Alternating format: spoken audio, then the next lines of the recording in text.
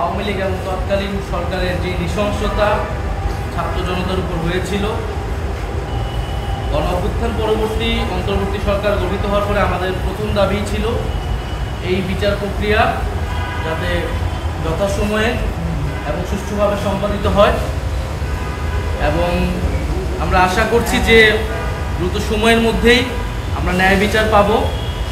এই মামলা, শেখ হাসিনার এই মামলা হয়তো আমি শেষ সাক্ষী।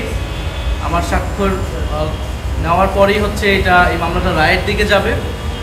তবে শুধু এই একটি মামলাই নয়, এটা হয়তো রাজনৈতিকভাবে আমরা একটা ন্যায় বিচার পাবো, কিন্তু সারা দেশে যেই গণহত্যা এবং নির্যাতন, নিপীড়ন, গ্রেফতার, গুম খুন সংঘটিত হয়েছিল তার কিন্তু আরও অনেক মামলা রয়েছে।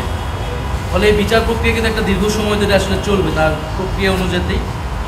ফলে নির্বাচনের পরেও যাতে এই বিচার প্রক্রিয়া কোনোভাবেই বাধাগ্রস্ত না হয়, সেটার জন্য এই ট্রাইব্যুনাল এবং অন্যান্য যেই বিচার প্রক্রিয়া রয়েছে সাধারণ কোর্টে, সেটা যাতে অব্যাহত থাকে সেই প্রতিশ্রুতি আমাদের এই সরকারের পক্ষ থেকে, সেই একটা রোডম্যাপের দাবি আমরা জানিয়েছি, এবং সকল রাজনৈতিক দলের পক্ষ থেকেও সেই কমিটমেন্ট, তাদের সেই ইস্তিহারেও যাতে সেটা থাকে, এটা আমাদের প্রত্যাশা থাকবে। যাতে এই জুলাই গণহত্যার যে বিচার এবং গত 16 বছরে গুম সহ যে আরও নানান ফ্যাসিবাদী হত্যাকাণ্ড রয়েছে, অপরাধ রয়েছে, তার বিচার প্রক্রিয়া যাতে চলমান থাকে। এখন পর্যন্ত আমরা সন্তুষ্ট যে বিচার প্রক্রিয়া চলমান আছে এবং রায়ের দিকেই দ্রুত সময়ের মধ্যে যাবে।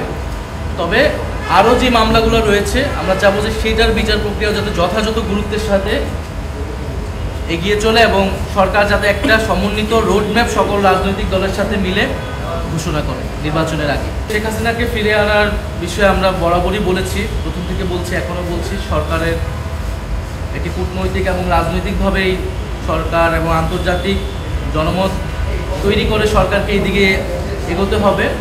এবং এই মামলার যদি রায় হয়ে যায় তারপরে আসলে আর কোনো অপশন থাকবে না, তাকে ফিরিয়ে এনে শাস্তি প্রদান করাই এই সরকার এবং যে কোনো সরকারের জন্য এটা একটা নৈতিক এবং আইনি দায়িত্ব থাকে। আমরা আশা করব যে এই সরকার সেই দায়িত্ব যথাযথভাবে পালন করবে।